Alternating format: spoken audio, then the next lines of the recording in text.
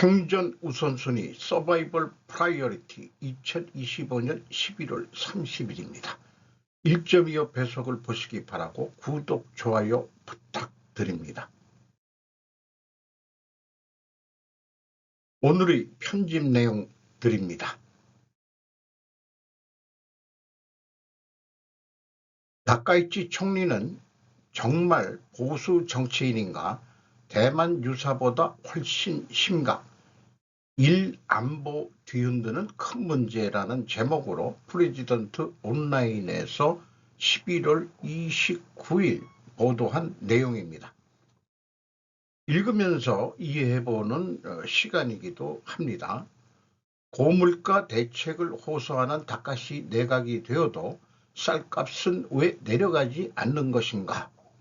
캐논 글로벌 전략연구소의 야마시타 카즈히토 연구주관은 농수성은 일관하고 농가의 소득 향상을 목표로 하면서 농업을 쇠퇴시켜 왔다. 이렇게 정의를 내리고 있습니다.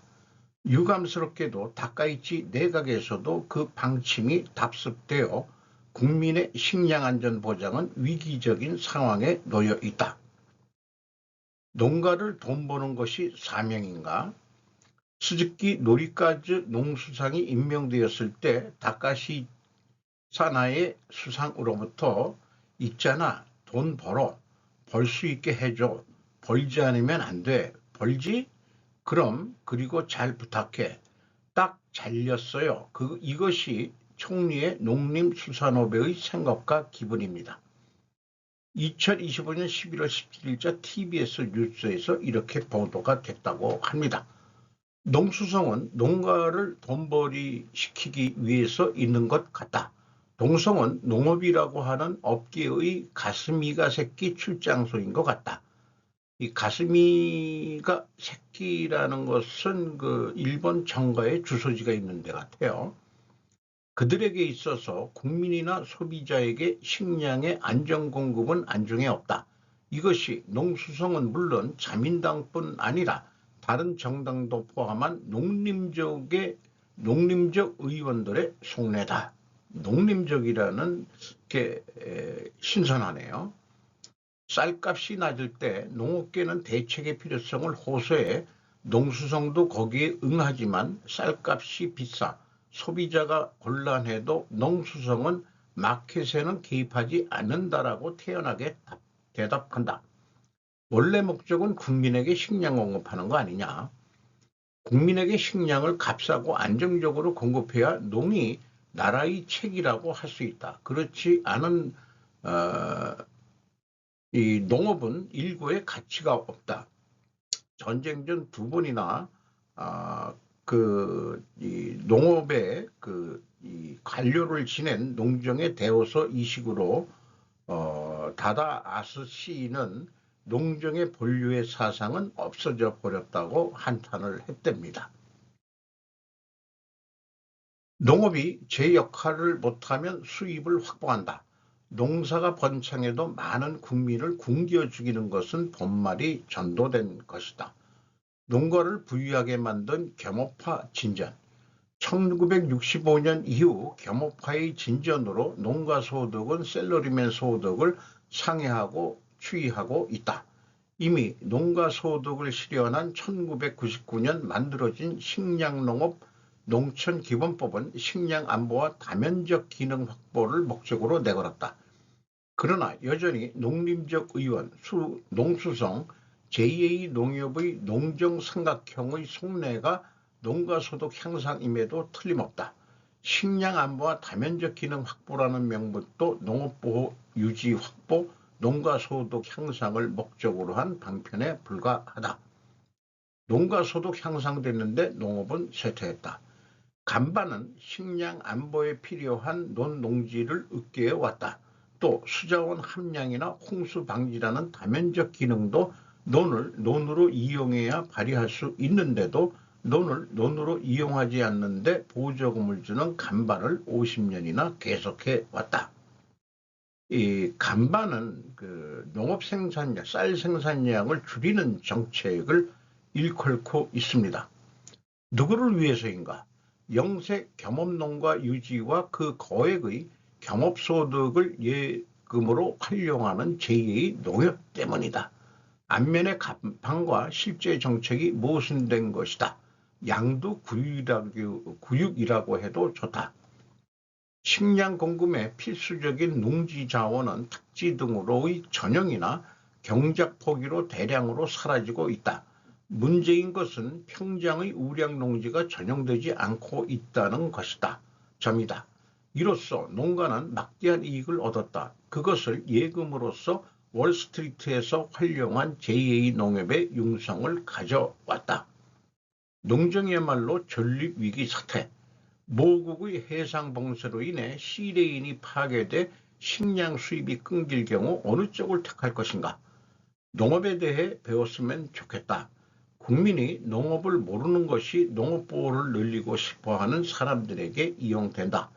국민들은 작은 농가는 가난하고 불쌍하다고만 한다. 언론도 마찬가지다. 영세 농가도 물론 있겠죠. 그러나 도부현의 평균 구매인 1헥타르의 규모의 쌀 농가 중 상당수는 주직업이 직장인 겸업 농가로 주말에도 쌀 농사를 짓고 있다. 지금은 연간 30일도 일하지 않는다. 이들은 유럽에서는 파트타임 파머로 불리며 프랑스에서는 농정의 대상이 아니다. 농정 트라이앵글에 속지 마라. 트라이앵글이면은 지금 아까 그 농수정, 제2 농협, 그다음 그 어디였죠? 그렇게 세 군데. 농가의 소득은 평균적인 국민 소득을 웃돈다. 축산에서는 연소득이 4천만 행을 넘는 농가도 있다. 쌀값이 비싸기 때문에 마을에서 비싼 쌀을 사는 것보다 적자라도 쌀을 만드는 것이 아직 저렴하기 때문에 농사를 계속 짓고 있을 뿐이다. 필요한 정책은 간반을 폐지해 쌀 농가를 줄이는 것이다. 안쓰러운 것은 주업농가이다. 쌀값은 비용을 충당할 수 없다고 농업계는 주장하지만 그것은 작은 규모의 농가의 일이다. 호수로 따지면 다수인 5헥타르 미만 쌀 농가의 시급은 마이너스 470N이지만 공급량 태종을 차지하는 15헥타르 이상의 시급은 2,000N이 넘는다. 농가는 규모가 크고 자금에 따라 비용도 수익도 전혀 다르다. 메이저리그 선수와 리틀리그 선수가 있는 것과 같다. 공전의 쌀 거품이 일고 있다. 거듭 말하지만 지금과 같은 거품이 아니어도 농가는 가난하지 않다. 농가이기 때문에 가난한 상황은 1960년대 중반에 끝났다. 가난한 국민이 잘 사는 농가를 고미가와 보조금으로 떠받치고 있다.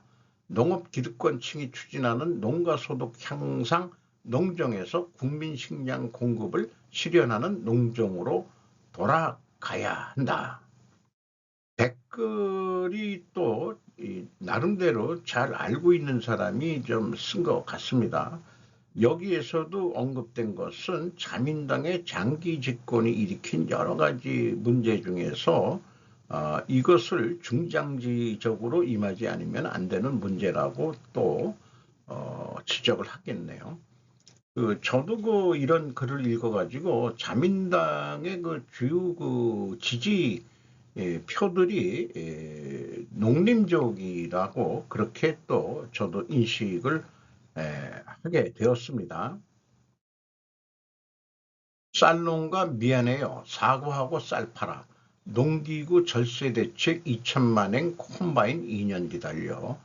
11월 29일 요네꾸라 아키히토가 에라 디지털이라는 데서 보도했습니다.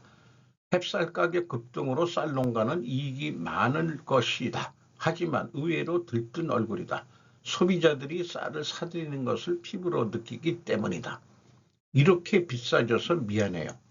직접 쌀농가에 쌀을 사러 오는 개인 손님들에게 모두 사과하고 팔아요. 이렇게 비싸져서 미안해요. 농협 제2의 매입과 같은 가격에 드릴 테니까 라고 말합니다. 의심하면 덴 A촌의 쌀농가 요시나리 구니시 씨는 이렇게 말한다. 요시나리 씨가 사는 지역의 JA 금년의 쌀 현미 매입가격 계산금 더하기 정상금은 60kg 32,000엔이었다.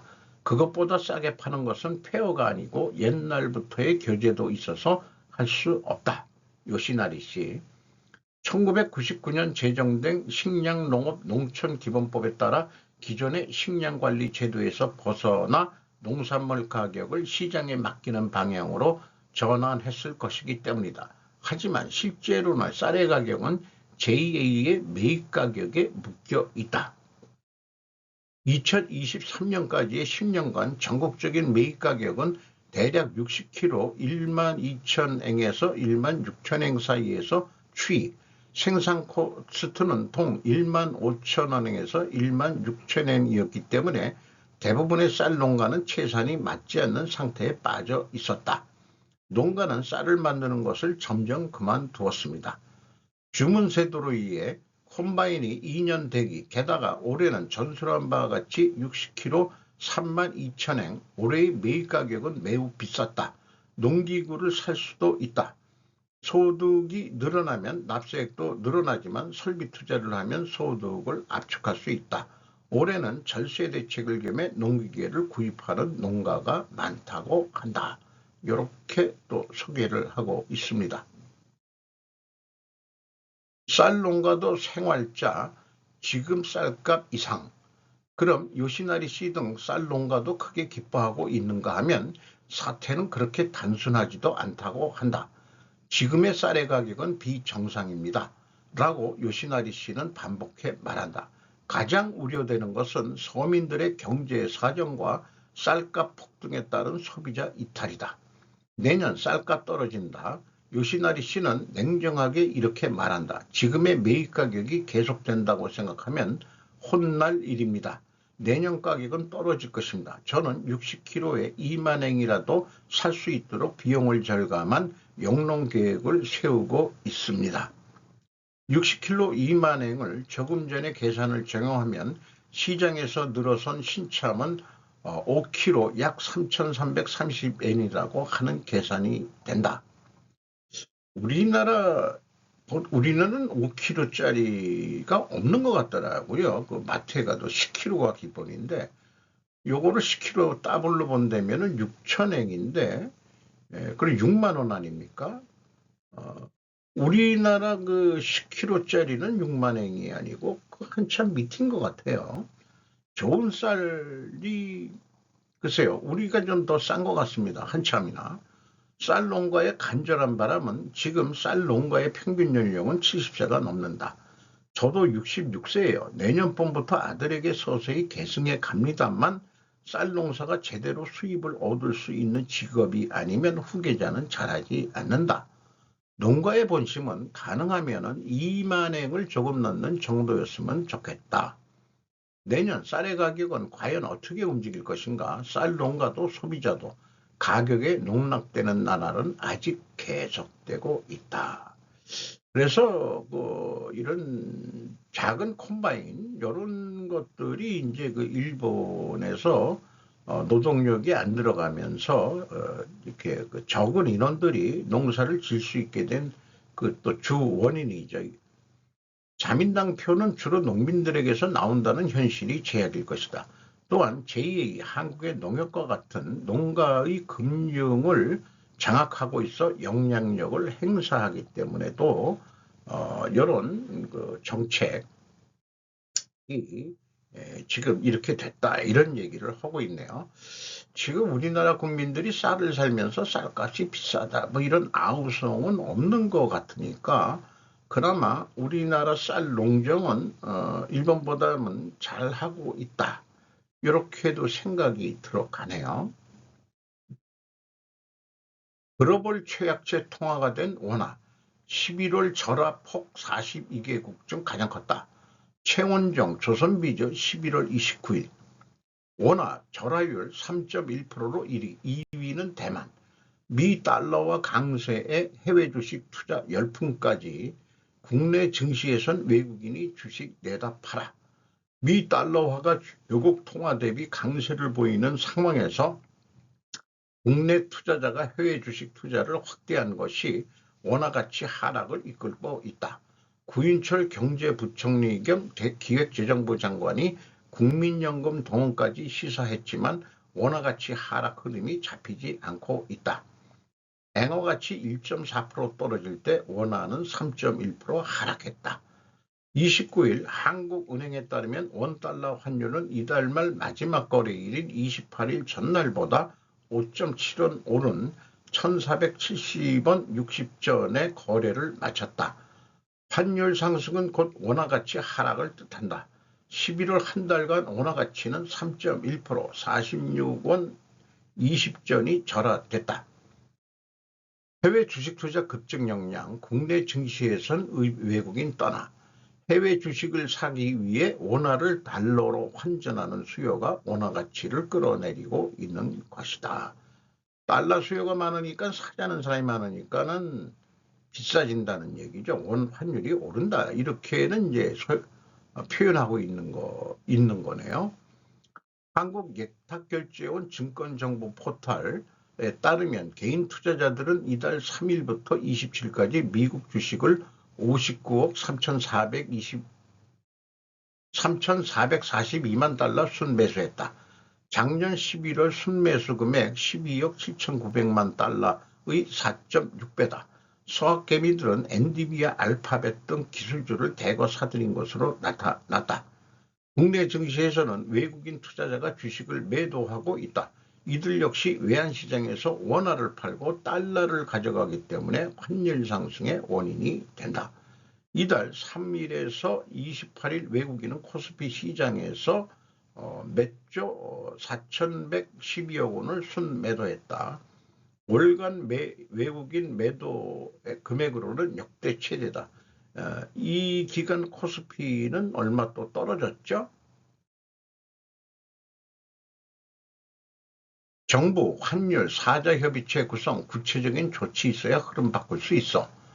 정부는 환율 상승이 계속되자 24일 한국은행, 국민연금 등과 환율 사자협의체를 구성했다. 구인철 부총리는 지난 14일 구두 개입에 한 데 이어 26일 기자간담회를 열어 외환시장 변동성이 확대하면 단호하게 대처하겠다고 했다. 다만 외환시장 전문가들은 원화 가치 하락이 단기간에 해소되기는 어렵다고 보고 있다. 위재현 NH 선물 이코노미스트는 구인철 부총리 기자간담회 이후로 환율이 다시 상승했다며 외환당국의 환율 상승 속도를 늦추기 위한 적극적인 조치를 취하지 않는 이상 지금의 흐름이 중장기적으로 바뀌기는 쉽지 않을 것으로 보인다고 했다. 이 네 명이 핵심 우리나라 재무적의 엘리트들인 것 같습니다. 구인철 부총리죠. 이 사람이 28일 서울중구은행연합회에서 열린 시장 상황 점검회의에서 이찬진 금융감독위원장, 이 왼쪽부터일까요? 이창용 한국은행 총재, 이옥원 금융위원장, 국민연금도 끌어들인다는데 그런 거는 또 없네요. 참고적으로 저도 좀 찾아봤는데 우리 부채하고 관련이 원화 약세가 부채하고 관련이 저는 있다고 생각합니다.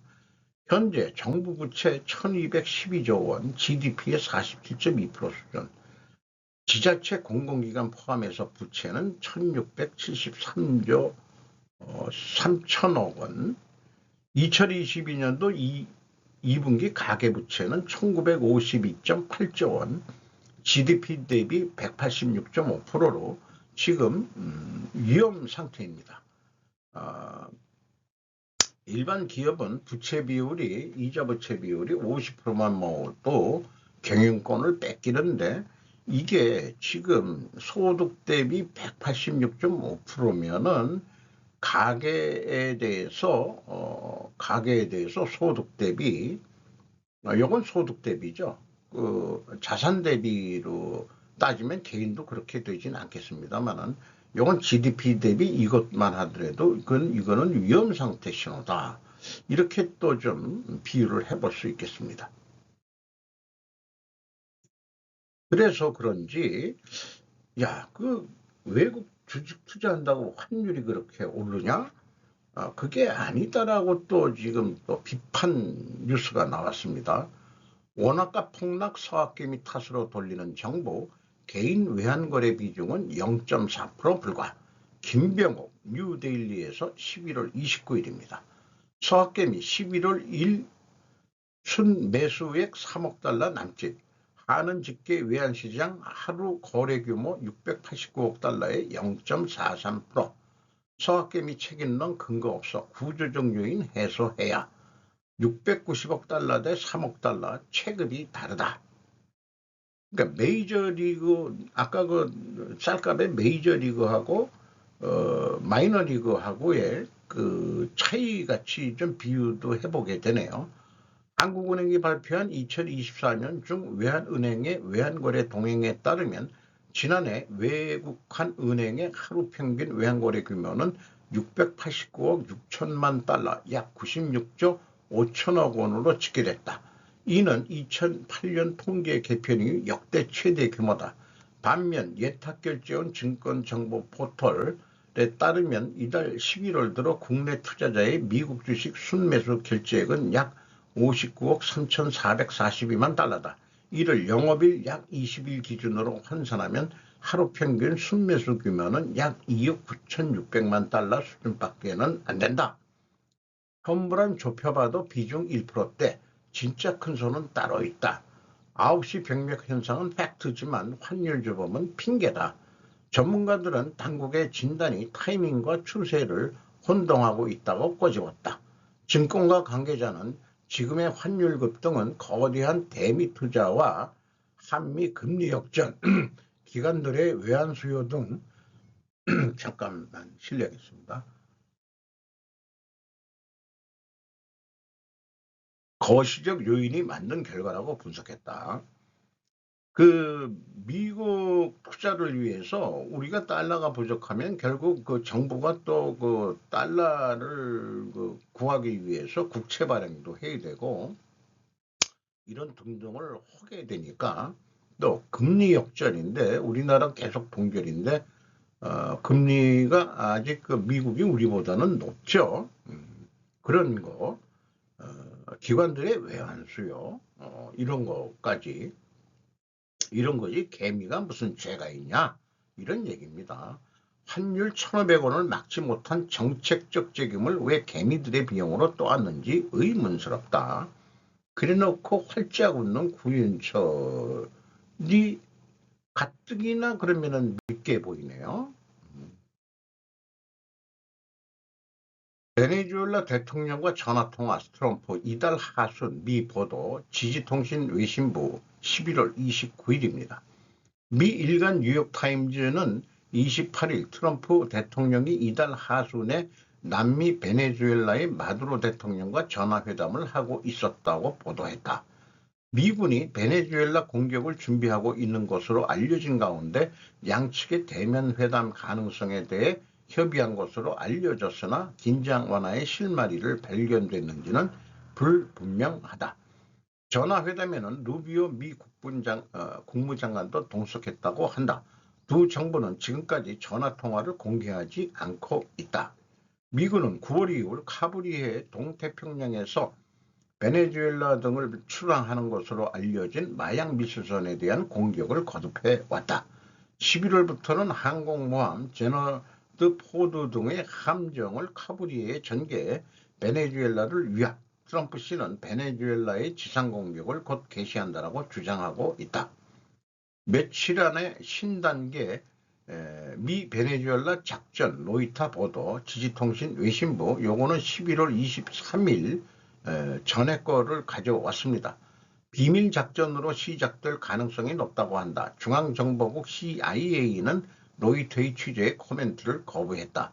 베네수엘라의 반미 좌파 마두로 대통령을 적대시하는 트럼프 미 대통령은 마두로 정권이 미국으로부터 약물 밀수에 관여하고 있다는 등의 주장.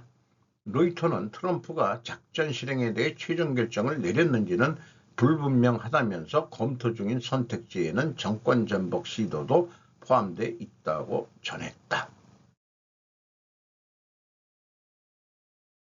러 헝가리 정상회담 지지통신 외신부 11월 29일 헝가리의 오르반 수상은 28일 모스크바를 방문해 우크라이나 침공을 계속하는 러시아의 푸틴 대통령과 회담했다. 헝가리는 대러 제재를 부과하는 유럽연합 가맹국이지만 오르반 씨는 에너지 수입원의 러시아에 유화적으로 작년 7월에도 방문했다.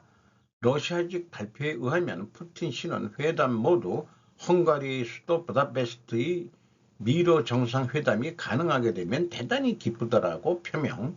오르반 씨는 트럼프 미 행정부가 조율하고 있는 새로운 우크라이나 평화안을 언급한 뒤 평화로 이루어지기를 진심으로 바란다고 말했다. 헝가리가 서양계 쪽으로 출발하지는 않았죠. 헝가리가 훈가로 해가지고 훈족들인데 러시아도 사실은 출발은 거기 그 동양인 피들이 많이 섞인 애들이기 때문에 러시아도 뭐 섞여 있죠. 다들 동양계들은 다 서양화 됐지만은 얼굴들이 섞여가지고 뭔가가 통하는 게 있는 것 같아요. 고대 사적으로 올라가면은 트럼프 2.0에서 이제 나온 게 헝가리 정상회담인데 헝가리가 계속해서 러시아의 천연가스를 우리는 계속 사겠시다. 이렇게 지금 EU한테 배반을 때리고 있다는 식으로 얘기를 하는 거죠. 각자 도생의 길로 가겠다는 것 같습니다. 유연성 보여도 무장해제는 부정적. 가자 평화계획 협상 하마스 간부. 인도 GDP 8.2% 증가. 정부의 재무 강화 3,700인 대미국 투융자 추진. 이것도 계속 보도가 됐죠. 우리나라도 무슨 투자공사를 만든다 이렇게 되어 있죠. 정부는 28일 결정한 2022년도 2025년 추가경정 예산안에 미일 관세 합의에 근거하는 대미 투용자를 촉진하기 위해 국제협력은행 JBIC와 일본 무역보험 넥시의 재무기반 강화를 포함시켰다. JBIC의 2,700억엔, 넥시의 1,000억엔 합계 3,700억엔 출자, 반도체나 인공지능 등의 중요 분야의 대미 투자 투융자 5,500억 달러 약 85조 엔의 실행을 도모한다. 이렇게 되어 있습니다. 6조 기업가치 평가받은 유럽 대표 회계 스타트업. 이건 제가 제목을 가져왔습니다. 송지우 머니투데이 11월 29일입니다. 프랑스 회계 소프트웨어 스타트업인 페니네인이 글로벌 투자사들의 이딴 러브콜을 받고 있다. 미국 기술에 대한 의존도를 낮추려는 유럽 주요국의 공공민간 부분의 움직임과 맞물려 급성장하는 업체에 돈이 몰리고 있다는 분석이다. 이 스타트업은 세퀘이어 캐피탈과 알파벳의 성장 펀드인 캐피탈지의 투자를 받고 있으며 캘리포니아 기반의 크로스오버 펀드인 TCV가 주도하는 2억 달러 규모 추가 투자를 논의하고 있다. 2020년 설립된 페니레인은 기업 회계를 위한 다양한 도구를 하나의 온라인 대시보드를 통합해 제공하는 서비스를 한다. 회사 측은 프랑스 내 6,000개 이상 회계법인과 5만 개 넘는 중소기업 고객을 보유하고 있다고 밝혔다. 최근에 독일에 진출하는 등 유럽 시장 확장 본격에 나서고 있다. 자, 그게 기업회계 프로그램을 온라인에서 할 수 있게 한다. 저 같으면은 쉽게 동의하기가 어렵네요. 이게 온라인 하면은 또 해킹 당할 수도 있고 그러기 때문에 그 기업회계만큼은 그 폐쇄 쪽인 프로그램으로 각자에 그렇게 돌려야 되는 거 아니냐. 정보를 국세청에 주고받는 것은 이제 할 수 있게 만든다 하더라도 그런 아직 저도 고정관념인지 모르지만 이게 이제 히트를 쳤대는데 의미가 있는 것 같습니다. 뭔가 보안 시스템이 잘 돼 있어야 될 것 같은데. 29일 브룸버그 통신 등 외신을 종합하면 A 볼드 인텔리전스는 최근 미국 국가지리정보국 NGA로부터 7억 8천만 달러 약 하나 1조 4천억 원 규모의 7년짜리 계약을 따냈다. 이번 계약은 NGA 역사상 최대 규모 데이터 라벨링 프로젝트로 미군의 대표적인 AI 표적 식별 프로그램인 프로젝트 메이븐을 지원하는 사업이다.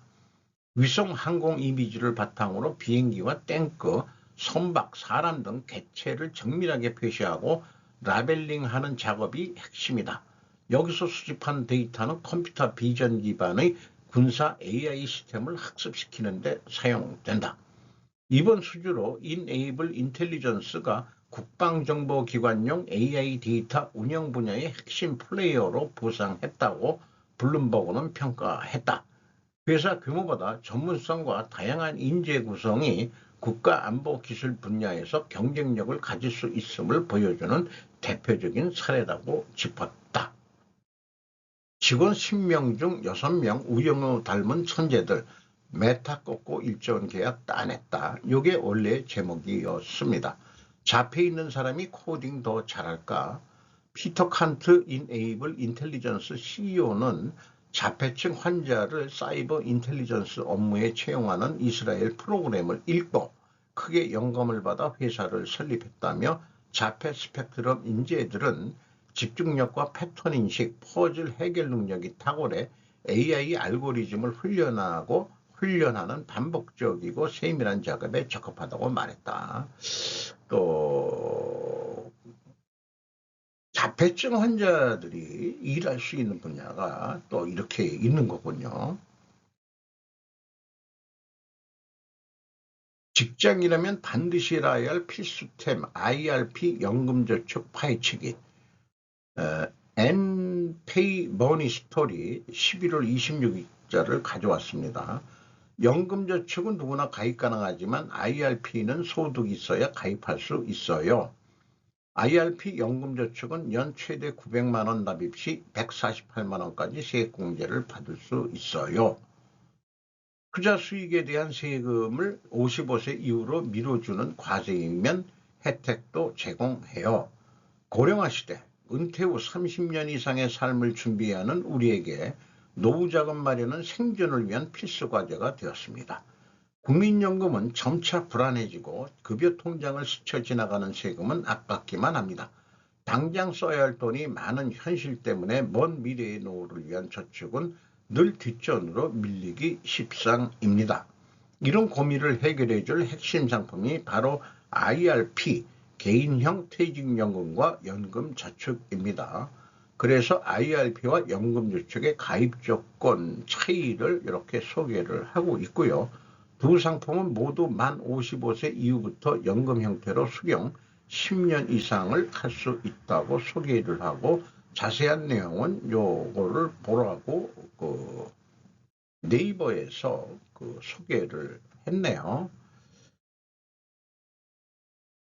제가 나이가 젊었다 하더라도 그때 이런 투자하고 그다음에 저축할 수 있는 그런 제도가 있었는지 없었는지 뭐 일부 있는 것 같기도 했었습니다만은 국민연금 얘기도 급한데 좀 글쎄요, 여유가 없더라도 그거를 그렇게 또 투자할 수 있었을까? 그렇습니다. 한국에 체류하는 외국인 280만 명 첫 관광 목적 급증, 연합뉴스 일본판에서 가져왔습니다. 유학이나 취업, 관광 등의 목적으로 한국에 체류하는 외국인이 처음으로 280만 명을 돌파한 것으로 29일 나타났다. 법무부 출입국 외국인 정책본부에 따르면 올해 10월 현재 한국에 체류하는 외국인은 283만 7,525명으로 전월 대비 3.6% 증가했다. 10월 현재 관광비자로 체류하는 외국인은 18만 3천 명으로 전년 동월 대비 22.7%, 전월 대비 38.8% 증가했다. 국적별로는 중국이 97만 5천 명으로 전체의 34.4%를 차지했고 베트남 12.5%, 미국 6.9%, 태국 6%, 우즈베키스탄 3.6%, 네팔 3.2% 등이 뒤를 이었다. 연령별로는 30대가 25.8%가 가장 많았고 20대 23.9%, 40대 16.2%, 60대 이상 13.7%, 50대 12.2%, 10대 이하 8.2% 순이었다. 한국에 체류하는 외국인의 53.7%가 수도권에 거주했고 경상도가 20.5%, 충청도는 13%, 전라도는 8.9%였다. 전라도에는 잘 안 가는 모양이네요. 돈이 안 돼서 그런가요?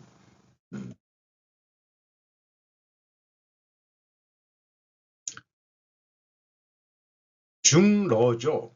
그런데 번역 AI는 중을 빼버리네요. 중러 사이버 공격 증대, 선거 간섭 대처, 정부 새 전략 원안. 지지통신 편집국에서 11월 29일 날 보도했습니다. 다카시 정권은 12월 중에 새로운 사이버 시큐리티 전략을 가기 결정할 방침이다. 원안에 의하면 중국, 러시아, 북한 등 국가를 배경으로 한 사이버 위협이 증대하고 있다고 지적해 외국 세력에 의한 선거 간섭에 필요한 대응을 실시한다라고 명기. 사이버 공격을 미연에 막는 능동적 사이버 방어 도입법이 성립한 것을 근거로 해 국가가 주요한 방어와 억제에 임할 방침을 내세웠다. 신전략은 사이버 공격에 의한 중요 인프라의 기능 정지, 타국의 선거 간섭, 기밀 정보의 절취가 국가를 배경으로 한 형태로서에서도 평소부터 행해지고 있다라고 위기감을 표명. 생성 AI 인공지능의 진전에 따라 외국으로부터의 가짜정보 확산을 포함한 역량 공작의 위협의 증대가 염려되어 건전한 민주주의 기반에 영향을 미칠 가능성이 있다고 지적했다. 정부가 대처하는 시책으로는 국가 사이버 통발실이 중심이 되어 사업자로부터의 피해 정보의 수집 분석 기능을 강화할 방침을 나타냈다. 헌법이 보장하는 통신의 비밀을 배려하면서 안전보장상 중대한 사안에는 경찰과 방위성, 자위대가 공동으로 공격의 무해화 조치를 실시하는 체제를 구축한다라고 기재, 경찰이나 방위성 자위대의 능력을 대폭 강화할 필요성이 있다라고 했다. 일본도 통제, 감시 이런 거 강화하고 또 이 선거 간섭 이거를 일본도 우려를 하고 있네요. 우리나라도 이미 많이들 거론이 됐습니다. 타국이라고 하지만 사실상 중국의 사이버 선거 간섭은 한일 모두에 인지된 사실로 저도 인식하게 되네요. 대표기 할 때 뭐 조그만 프로그램만 살짝 해킹해서 넣어도 조작을 할 수 있다. 뭐 이런 것도 뭐 공공연히 나온 얘기이기 때문에 부정선거로는 항상 끊임없이 나올 수 있는 소지가 있는 거고 일본도 이것이 외국 핵심적으로는 중국 그걸 위험시해야 될 것 같다. 이런 거에 일본에서도 결국 이렇게 나오고 있네요. 창업 7년 만에 IPO 성공한 보안기업 S2W 서상덕 대표, 사이버 음지 데이터 분석의 범죄 대응. 요것은 그냥 쭉 읽어보시는데 제가 궁금한 거는 이 정도 사이버 음지 데이터 분석의 범죄 대응을 한다 그러면은 선관위 개표기 부정선거 의혹을 규명한 기술은 없냐? 이렇게 물어보고 싶은 거예요. 선관위가 이런 사람의 프로그램을 갖다가 좀 해야 되지 않겠냐? 이렇게 우리나라에 아주 그 좋은 그 보안 이런 거를 할 수 있는 능력이 있는 데가 있는데 뭐 선관위가 좀 아까 일본 정부도 적극 나서고 있는데 정부뿐만 아니라 선관위도 이거 관심을 써가지고 국민이 신뢰할 수 있는 선거관리위원회가 되어야 되지 않겠는가 그런 희망을 하게 됩니다. 젤렌스키의 최대 고문 우크라이나 반부패 수색호 사임 폴 커비 야로슬라프 루키브 BBC 뉴스 부패 스캔들로 인해 젤렌스키 자신의 입지가 약화되고 미묘한 시기에 미국과의 협상 위치가 위태로워졌다는 게 또 핵심일 것 같은데요. 이것도 읽는 것은 생략하고 제목만 보더라도 나라가 위태한데 그 전쟁 중에도 부패를 뭐 해먹었다. 그 전쟁에 져야죠. 전쟁에 덩치는 되게 큰 친구인 모양인데 뭔가 이 집을 그 사람 이 아파트를 압수수색을 했다는 거 했는데 이유는 설명하지 않았다고 그러는데 에너지 쪽에 뭐 자금을 다들 해먹었다는 얘기들이 불거지고 있다는 얘기죠. 젤렌스키도 떳떳할까 걱정입니다. 아마 미국의 그 평안을 받아 안 들이니까 그 어떤 정보를 알고 있었겠죠. 이렇게 그냥 터트려 버리면서 왜 말 안 듣느냐? 너도 깨끗하지 못한 놈 아니냐? 라는 식으로 얘기하는 거 아닐까 하는 생각도 하게 되네요. 요거는 상상입니다. 팩트에 의한 게 아니고. 그래서 뭐 덩치는 꽤 좋은 친구인데 아까 뒤에 사진은 배가 벌떡 나왔는데 이거는 배를 또 집어오는 형태로서 떡발이는 엄청 좋은 친구인 것 같습니다. 에너지에서 얼마나 해먹었는지 그 서유럽이 그 밀어주는 자금들을 또 뭐 어떻게 유용을 해 먹었는지 전쟁을 하면서도 국민들은 죽어가는데 자기 뱃속을 채운다. 그 매국노죠. 바로 사형에 처해야 되는 그런 것들이 있어야 국민들이 러시아에 대응할 텐데 어떤 놈이 아니 뭐 러시아가 지배해도 뭐냐고 뭐 지금 정권 애들 하는 것보단 낫겠지. 국민들이 이런 마음이 들게끔 그러니까 부패 정치인들은 나라를 망하게 한다. 이런 거 아니겠는가 싶습니다. 민심을 무시하는 국힘당이라고 김정민 국제전략연구소 박사가 토요일 날 운영하는 대화 형식의 질문에 나온 거하고 서로 그 회원들이 올린 게시물에 대해서 자기 견해도 하면서 서로 어떤 그 대화 교류를 할 수 있는 것을 2시간여에 의해서 했는데 이것은 시간 관계상 그냥 제가 자료로서 정리해 놓은 거고요. 그렇게 넘어가는 것으로 하겠습니다. 오늘도 좋은 하루 되시기 바랍니다. 최근에 사실관계라는 게 있는데 제가 그 추구하는 인과관계하고 어떤 또 그 연결이 되겠느냐 했을 때 사실관계를 확인하는데 상관관계 논리로 그 접근하는 방법이 있고 인과관계 논리로 접근하는 방법이 있는데 상관관계하고 인과관계에는 넘을 수 없는 강이 있다. 전혀 상관관계는 인과관계하고는 별개다. 이렇게 좀 말씀드릴 수 있을 것 같고 이 세상 사는 것을 수준은 안 되지만 인과관계로 자꾸 좀 해석을 해보고 싶은 그런 거로 앞에 말씀드렸던 그런 것들도 인과관계 표로서 한번 작성해 보는 그런 어떤 느낌이 올 때가 있어요.